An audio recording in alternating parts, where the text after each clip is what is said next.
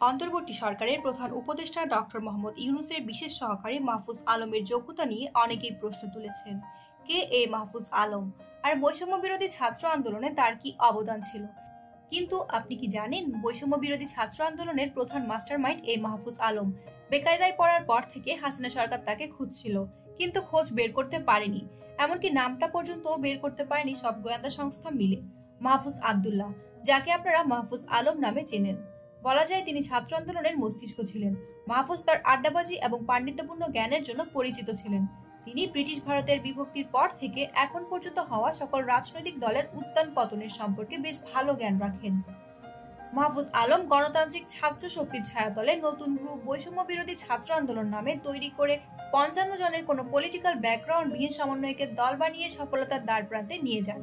এক কথায় মাহফুজ আলম ছিলেন মাস্টার মাইন্ড। আন্দোলন যেন পলিটিক্যাল দলগুলো দ্বারা কলুষিত না হয় এবং সকল ছাত্রছাত্রীদের এক ছাতার নিচে আনার সকল কৌশল ঠিক করতেন মাহফুজ আলম। আড়ালে থেকেই বৈষম্য বিরোধী ছাত্র আন্দোলনকে বেগবান করেছেন তিনি। অনেকেই তাকে ২৪-এর এই আন্দোলনের মাস্টার মাইন্ড এবং সমন্বয়কদেরও সমন্বয়ক বলে অভিহিত করে। Bangla blocked, complete shutdown, March for Dhaka, এসবগুলো ছিল মাহফুজ আলমের দেওয়া নাম। ৬ সমন্বয়ক ডিবি হেফাজতে থাকার পরেও একের পর এক কর্মসূচি আসে। সফল হয় প্রতিটি কর্মসূচি। কিভাবে কে কোথায় বসে তৈরি করত এই রূপরেখা। তবে সম্প্রতি ডক্টর ইউনূসের বিশেষ সহকারী হিসেবে নিয়োগের পর মাহফুজকে প্রকাশ্যে আনার মাধ্যমে সে জটটা খুলতে শুরু করেছে। সার্জিস আলমকে এই পদে নিযুক্ত করলেও হয়তো এত সমালোচনা হতো না। তবে এরকম সার্জিস তৈরি করার যোগ্যতা রাখেন মাহফুজ আলম। ঢাকা বিশ্ববিদ্যালয়ের এক সাবেক শিক্ষার্থী জানান, সিরাজুল আলম খান জোহরুল হক হলকে কেন্দ্র করে গড়ে তুলেছিলেন গোপন সংগঠন স্বাধীন বাংলা বিপ্লবী পরিষদ, যাদেরকে ইতিহাসে আমরা নিউক্লিয়াস নামে চিনি। সেই হলে আবারও এক ঝাগড়াঝুলের যুবক আসবে, যার মাথার খুরদারের বুদ্ধিতে কবর রচনা হবে প্রবল পরাক্রমশালী এক ফেসিস্ট রেজিমের। ঢাকা বিশ্ববিদ্যালয় আসলে এক আজব জায়গা।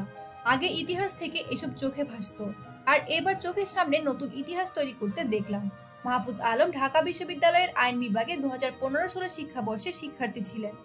বৈষম্য বিরোধী ছাত্র আন্দোলনের লিয়াজো কমিটির সমন্বয়ক, লক্ষ্মীপুর জেলার রামগঞ্জ উপজেলার ইছাপুর গ্রামে তার বাড়ি।